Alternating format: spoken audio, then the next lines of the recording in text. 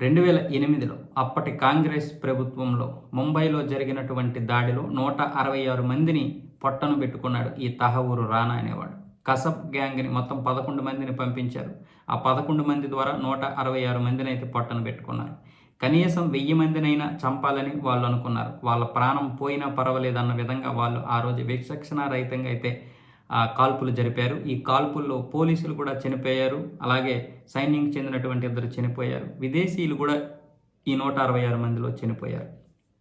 అయితే ఇందులో ప్రధాన సూత్రధారి, బ్లూ ప్రింట్ ఇచ్చినటువంటి వాడు హెడ్లీ, అలాగే తహవూర్ రానా. ఈ తహవూర్ రానాని అమెరికా అయితే నిర్బంధించింది, జైల్లో పెట్టింది. అయితే అప్పటి నుంచి కూడా తహవూర్ రానాని మాకు అప్పగించమని భారత్ వేడుకుంటున్నా కూడా ఎవరు ఇంతవరకు స్పందించలేదు పెద్దగా. తర్వాత బైడెన్ ప్రభుత్వం కూడా సరే ఇవ్వడానికి ముందుకొచ్చింది.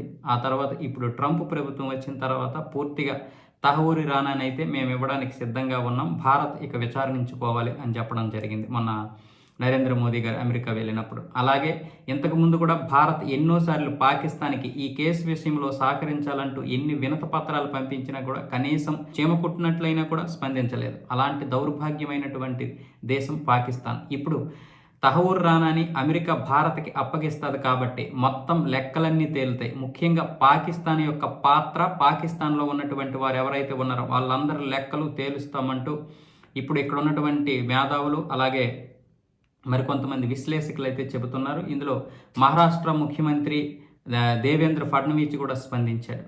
అలాంటి వ్యక్తిని మాకు అప్పగిస్తే ఏం చేయాలో మేము చూసుకుంటాం, మాకు అప్పగిస్తే కదా ఏదో ఒకటి ఈ విచారణలో తేలుతుంది, పాకిస్తాన్ లెక్కలు తేలుతాయంటూ అందరూ కూడా మాట్లాడడం జరిగింది.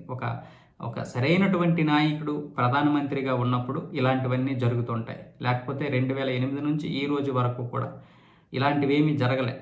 అయినా 10 సంవత్సరాలుగా పోరాడుతున్నటువంటి విషయం ఏదైతే ఉందో ఈ 10 సంవత్సరాల ఫలితమే ఈరోజు తహవూర్ రానాని ఇక్కడికి ఇవ్వడానికి.